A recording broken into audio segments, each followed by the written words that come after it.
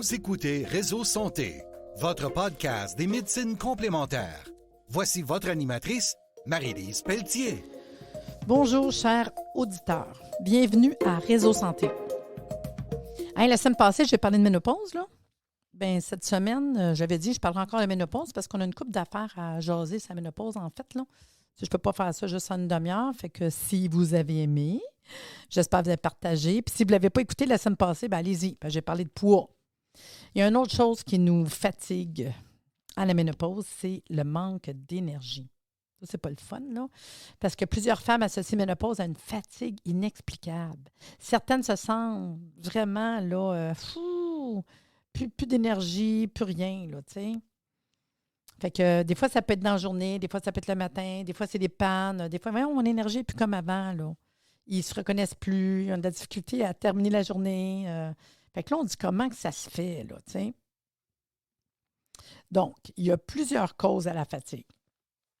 Fait que, vous savez, j'ai parlé d'hormones, fait que le réaménagement hormonal qui survient à ménopause peut affecter votre énergie de façon directe puis indirecte. Chaque personne est différente. Parce que souvent, en ménopause, dans les symptômes, on peut avoir un manque de sommeil à cause des bouffées de chaleur. On peut avoir, tu le sens, là, que ton sommeil est moins bon, bouffée de chaleur, je tourne d'un bord, je tourne de l'autre, me réveille, j'ai chaud, j'ai fret, toutes les couvertes, mais les couvertes, il y en a une coupe qui doit ouvrir, mais c'est ça qu'on vit. Sur le plan strictement alimentaire, j'en ai déjà parlé, certaines erreurs qui passaient inaperçues à la trentaine, vous l'êtes maintenant complètement vidées. Parce que là, on a parlé d'alimentation, je ne changerai pas, il faut bien manger à la ménopause, là. Parce que rendu à la ménopause, c'est pire. Mettons ton petit café de plus dans la journée. Avant, ça ne te dérangeait pas, mais tu prends 1 ou 2 cafés de plus en ménopause, tu peux mal dormir. Tu prends un verre de vin, tu vas avoir plus de bouffées de chaleur, mal dormir. Puis il y a des affaires qu'on ne se rend pas compte à la ménopause. Fait que juste faire attention à votre alimentation, déjà, il va y avoir un changement au niveau énergie puis sommeil. C'est sûr qu'une mauvaise répartition des protéines dans la journée. On est trop pressé des fois le matin pour un petit déjeuner, là. On prend 1 ou 2 cafés, un petit muffin, merci, goodbye. Ça prend des protéines à chaque repas. Si vous voulez avoir une belle énergie, c'est super important. Fait que des protéines à chaque repas, là. Sinon, tu vas être fatigué dans la matinée, après à moitié affamé. Fait que ça vous prend vraiment des protéines à chaque repas. Fait qu'une bonne protéine le matin, des œufs, du yogourt, du croton de veau, idéalement. Vous comprenez que ça nous prend un bon déjeuner le matin. Un bon gruyot, mais avec du lait dedans, pour avoir des protéines. Fait qu'à chaque repas, puis tes protéines vont t'aider à tenir jusqu'à ton dîner. Ton dîner, une bonne protéine, ça tient jusqu'à ton souper. Là, on va voir une différence dans l'énergie, dans la santé, puis dans tout, là. Fait que c'est important, tu sais, un bon yogourt, tu sais, c'est tellement important, là. Il faut manger, OK? Au pire, ceux qui n'ont pas fait le matin, trouvez-vous un bon shake, là. Une bonne protéine, là, à boire en shake, là. Protéine liquide, là. Bon. Fait que, puis pareil pour le dîner, le déjeuner, le souper, là, on en a besoin. Un bon carburant pour fonctionner toute la journée. J'en parlerai pas plus, j'en ai déjà parlé la semaine passée. Parce que des fois, il y en a qui vont dire, tu sais, l'obsession de la minceur, manger des pâtes. Les pâtes, c'est vraiment comme manger du sucre, surtout si manger des pâtes blanches, du riz blanc. Puis le sucre, ça donne l'énergie, mais une énergie qui ne dure pas longtemps. Puis après ça, on tombe, là, on crash. L'autre chose, c'est un manque de fer. Il arrive très souvent que les années qui précèdent la ménopause soient marquées par des menstruations plus fréquentes, plus abondantes. Cette perte sanguine entraîne avec elle des pertes additionnelles de fer, principal transporteur de l'oxygène dans le sang. Or, lorsque le fer et l'oxygène sont à baisse, l'énergie aussi. Le souffle raccourci, la résistance à l'infection est amoindrie. On ne se rend pas compte, hein? L'oxygène, c'est l'énergie numéro 1. Donc, je vous ai dit de faire l'exercice à tous les jours. De best, c'est l'exercice de wow. Puis de bien respirer de l'oxygène. On devrait aller respirer de l'oxygène tous les jours. Tu sais, des fois, un petit truc, quand vous ne dormez pas bien, j'allais prendre une petite marche dehors. Pas longtemps. Marche, on va faire l'exercice dehors, là. Puis tu reviens de coucher, puis hey, c'est vrai qu'on dort mieux. Juste prendre de l'air. Tu t'en vas dans le nord, là, faire du camping, là, tu vas voir, tu vas bien dormir après. Puis, c'est ça, l'oxygène. Puis le fer, puis l'oxygène, ça va ensemble. Fait que ça, c'est super important de le savoir. Fait que si vous prenez l'habitude, tu sais, mettons, tu prends habituellement beaucoup de lait, de fromage, faites-le plein de calcium, mais vous courez le risque de ne pas trouver suffisamment de fer à votre menu. Si vous avez remplacé la viande rouge par du poulet, par du poisson, parce qu'il y en a bien qui font ça, là, puis ils ont été chercher du soya, des légumes, qu'il n'y en a presque pas, bien, ça aussi, tu vas manquer du fer. Essayez de faire une recherche où c'est qu'il y a du fer. Tu vas dire, oup, oup, oup, oup, oup, peut-être que dans mon alimentation, je manque de fer. S'il n'y a pas assez de légumes, pas assez de fruits présents à tous les repas, bien, ça se peut que tu aies mis en péril l'absorption de ton fer. Je vous l'ai dit, ça prend des fruits et des légumes à chaque repas. Normalement, le besoin en fer de la femme diminue à 50 ans, puisque la ménopause coïncide avec la fin des règles puis la perte sanguine. Avec l'hormonothérapie, ce n'est plus nécessairement la fin des pertes sanguines. Ainsi, si vous avez des pertes sanguines tous les mois, même après la ménopause, vous avez besoin de plus élever en fer et vous devez maintenir une bonne consommation d'aliments riches en fer. Normalement, votre médecin, avec une analyse, vont le voir, tu sais. Vous avez votre taux d'hémoglobine qui est à la limite de la normale. Il est fort probable que vos réserves en fer, la ferritine, soient très basses, ce qui peut expliquer votre fatigue. Si le taux d'hémoglobine lui-même est bas, votre fatigue est encore plus grande. Consultez les pistes de solutions pour remédier à la situation. Tu sais, des fois, on peut mettre notre médecin, bon, on prend une prise de sang ou deux années, c'est pas grave, là. Pas besoin de te checker. Mais vous êtes fatigué, pas d'énergie, tu cours après ton souffle. C'est des symptômes de manquer de fer, tu sais. Puis des fois, d'avoir un excès d'aliments trop lourds.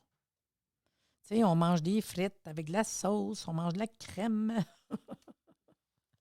On se courbe un petit verre de vin. Tu sais, un petit morceau de gâteau, de la tarte à crème. Tu sais, je vous l'ai dit, là, tout là, ces gâteries-là, ils brûlent assez bien après quelques heures de ski de fond, là, de randonnée pédestre, de vélo. Mais si vous retournez à votre ordinateur, à votre bureau, elle va se coller, le gras, là, j'en ai déjà parlé. Là. Puis ça va alourdir la digestion. Ça va exiger un travail supplémentaire au foie, au pancréas. Puis on est plus fatigué que jamais. Si on ne mange pas bien, c'est plus dur quand la digestion est comme ça. Là. Ça vous demande plus d'énergie. Fait que bien manger, pas manquer de fer. Puis d'autres causes possibles de fatigue, bien, si les erreurs alimentaires que je viens de vous dire ne correspondent pas vraiment à votre situation, votre fatigue peut être causée par des problèmes organiques. Le premier, c'est le fonctionnement de la glande thyroïde. C'est la glande qui est responsable de la transformation des aliments en carburant. Bien, ça ralentit plus ou moins fortement quand on a notre baisse d'estrogène à la ménopause. On peut même avoir une hypothyroïdie, mais ça avec. Votre médecin, si vous suivez avec des prises de sang, il serait capable de vous le dire, là. Mais il y a beaucoup de femmes qui en souffrent, plus que les hommes après 40 ans, du problème de la thyroïde. Ce type de problème mine non seulement votre énergie, mais ça peut causer un gain de poids parce qu'on peut avoir une baisse du métabolisme. On en a déjà parlé la semaine passée. Là. La baisse de métabolisme fait quoi? Bien, que votre métabolisme métabolise moins. Fait que ça ralentit le métabolisme. On a moins d'énergie. On brûle moins les graisses. Fait que là, dans ce temps-là, ce qui se passe, moins d'énergie. Si notre thyroïde a moins d'énergie, là, qui est à la baisse, on est intolérant au froid, on peut avoir la tendance à faire de la constipation, on peut avoir la peau qui est sèche, on peut avoir une perte de cheveux. Puis là, il y a une autre chose là, qui peut se passer là, pour la fatigue, l'insuline. Cette hormone qui distribue le sucre dans tout l'organisme montre souvent des ratés quand on est rendu à ménopause. Elle répond de plus en plus mal aux demandes et force le pancréas à sécréter davantage. On parle alors de résistance à l'insuline et on observe en bout de piste une plus grande incidence à l'hypoglycémie. Vous vous sentez beaucoup plus fatigué après les repas riches en sucre ou en féculents, d'où de ne pas manger de sucre. Pour ça, je vous dis au repas, pas de sucre ajouté. C'est facile, là. Fait qu'on veut tous des ingrédients, pas de sucre. On ne veut pas mettre de sucre ajouté, pas rien. Puis des fois, il y en a qui disent un petit peu de sirop d'érable, un petit peu occasionnel. 80-20, 80% merveilleux, 20%. Une fois de temps en temps, un peu de sirop d'érable ou du miel, c'est correct. Mais si tous les jours, vous rajoutez du sucre, on va juste avoir des problèmes. Puis c'est pour ça que tranquillement, avec l'âge, on peut avoir des problèmes de sucre, de diabète, d'hypoglycémie, etc. Le diabète peut éventuellement se développer, occasionner une plus grande fatigue, nécessiter des changements importants à votre menu. Presque la moitié des cas de diabète surviennent après 55 ans. 60 des nouveaux cas diagnostiqués le sont chez les femmes parce que l'incidence hormonale est encore pire. Ces maladies sont sources de fatigue, doivent être diagnostiquées par votre médecin. Ils vont faire des analyses. À un moment donné, ils n'ont pas le choix. Là, ils font une prise de sang. Je l'ai dit, les 3 affaires qu'ils vont checker pour le métabolisme, ils vont regarder triglycérides, cholestérol, problème de sucre, puis le problème de thyroïde, puis ça les enligne. On ne veut pas être pris à prendre des médicaments. Ça, c'est la réalité. Là, il va dire, hey, ton sucre est border, il faut faire attention. Fait que préparez-vous déjà. T'sais? Eux autres, ils vont vérifier tout ça dans votre prise de sang. Là.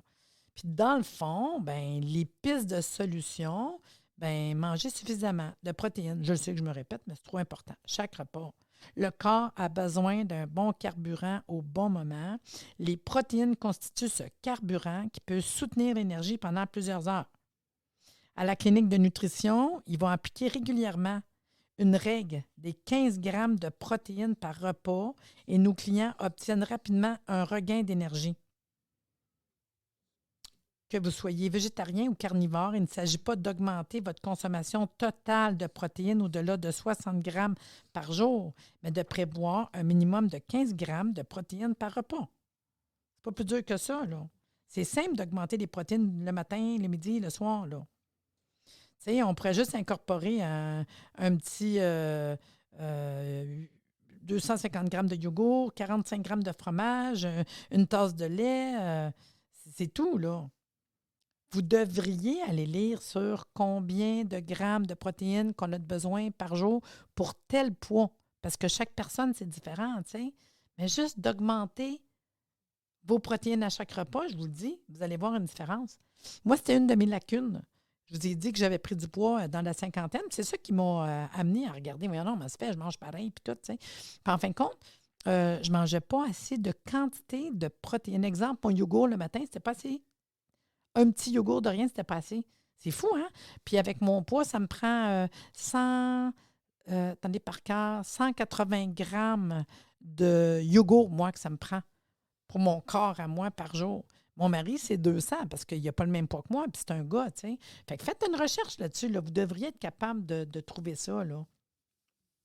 C'est pas si compliqué que ça de rajouter les bonnes protéines à tous les jours, là. T'sais, après ça, tu peux aller voir le nombre de protéines pour ton âge, ton poids, puis tout. Là. Puis des fois, pas hésiter de prendre une collation. Moi, j'ai fait ça avec mon mari. Là. Puis des fois, je capotais, je me disais, ah, le petit monstre, là. Parce que des fois, on a l'impression qu'une alimentation saine, tu n'as pas le droit de collation. Bien, ça dépend.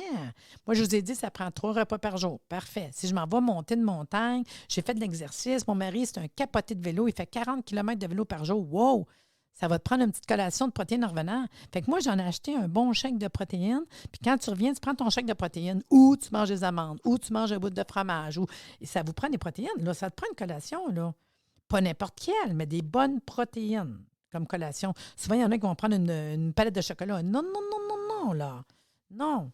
Fait que c'est pour ça que d'arriver avec un petit yogourt au break parce que tu as dépensé trop d'énergie, je suis fatiguée, je n'ai pas bien déjeuné, bien, j'aime bien mieux que tu prennes une collation à 10 heures que tu es fatigué, de protéines, un yogourt, un morceau de fromage, des amandes, surtout si tu me dis que tu n'as pas beaucoup mangé un matin. Non, non, non, non, non.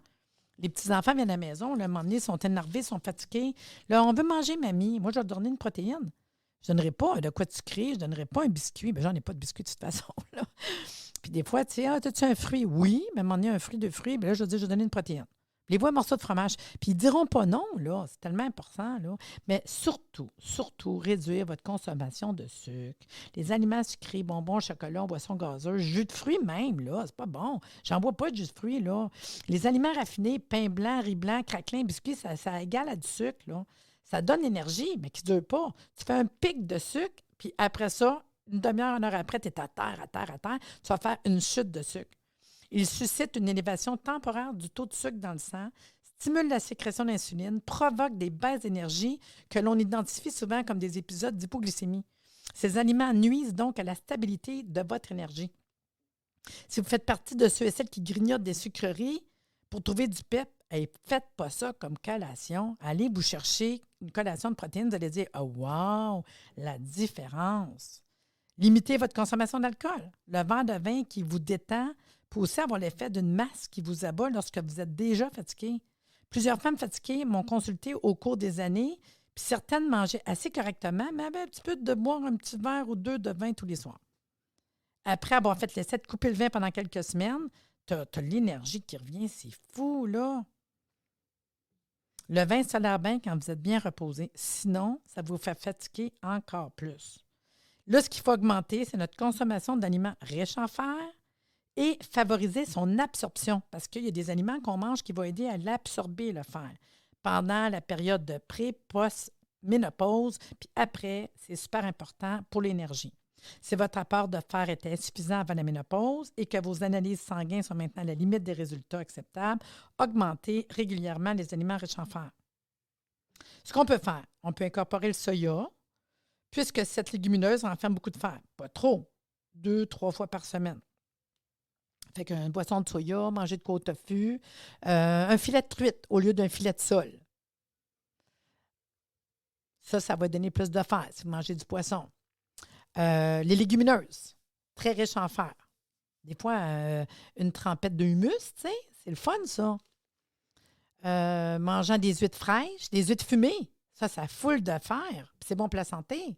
Moi, c'est une petite, je vais dire canne, excusez, d'huîtres, là. Une canne et demie d'huîtres comme repas avec des petits craquelins, pas de sucre. Wow, là. C'est super bon, là. Les abats, c'est bien. Le best, ça serait de manger du foie, des rognons, de la mousse de foie, un petit pâté de foie. C'est super bon, là. Rognons d'agneau, mais les abats, ça, c'est extra riche en foie. Sucrez votre yogourt, si vous voulez, mais avec la mélasse noire. La mélasse Blackstrap renferme plein de fer. Des pruneaux, ça, c'est full de fer. Puis, à chaque repas, fruits et légumes. Riche en vitamine C, le vitamine C aide à assimiler le fer. Du brocoli, des piments, des cantaloupes. Allez lire sur qu'est-ce qui contient du fer. Là, vous allez voir votre énergie là, revenir. Là, c'est capoté comment est-ce que ça va vous faire du bien là, pour le fer. C'est incroyable. Fait que c'est la parenthèse que je voulais vous dire pour le côté fatigue à la ménopause. C'est sûr, je vous dirais. Ceux qui me disent, bien là, Marie-Lise, moi, le fer, bien, vous pouvez prendre des ampoules de fer sur le marché. Une ampoule par jour, au moins pour vous rebooster au début. Vous pouvez vous acheter des capsules de foie séchées, là. Ça se vend, c'est des capsules, ça va faire, c'est du foie, comme une dans des capsules. Une capsule de foie par jour. Juste ça, déjà, ça peut faire tout un changement. C'est bien niaiseux, là. Okay? Parce que je comprends qu'il y a du monde qui n'aime pas ça manger du foie. Vous savez que ça se vend pour les animaux, de l'extrait de foie séché. C'est la meilleure affaire à donner. Tout le monde donne ça aux animaux, puis nous, on n'en mange pas. Des capsules de foie séché, une capsule par jour. Écoutez, ça change tout. Prenez ça avec votre repas. C'est niaiseux, on avale ça de même. C'est même pas cher. Tu sais, c'est des trucs faciles. Vous pouvez prendre oligo-éléments, ceux qui préfèrent des liquides, en fer en oligo-éléments. Ça, c'est pas pire. Puis si vous voulez prendre du fer en capsule à avaler, prenez une capsule de fer qui se vend dans les magasins naturels, mais chelatée. Chelatée, ça veut dire qu'on a été chercher des aliments hyper assimilables. T'sais. Ils vont rajouter à l'intérieur de quoi pour l'aider? Je viens de vous dire que le fer, pour l'assimiler, ça prend, exemple, de la vitamine C, ça prend du cuivre, mais ils vont faire des formules toutes prêtes. Il se vend, moi j'aime ça au bout, là. Il y a un tonique de fer incroyable. Il est quand même dispendieux, mais c'est le top one, la Cadillac. Là, si vous voulez voir une différence, là, je ne veux pas faire de publicité, mais je l'aime vraiment, c'est Floradix. Floradix, tonique de fer, wow! Les fois que j'ai dû vivre avec un peu d'anémie dans ma vie, mettons après les accouchements, avec un petit peu d'hémorragie, Floradix, c'est une bouteille, là, déjà, là, wow! Fait que sur ce, j'ai terminé. Puis j'espère que vous avez apprécié d'avoir des petites infos sur l'énergie à la ménopause. Sur ce, je vous dis à bientôt. Non, mais c'est cool, là. Puis si vous aimez ça, vous le dites aux autres, là. Partagez-le, là. Merci de nous avoir écoutés. Soyez des nôtres tous les mardis à compter de 9h30 pour des entrevues avec un invité différent qui saura vous plaire. Si vous aimez le podcast, abonnez-vous pour être informé et partagez en grand nombre.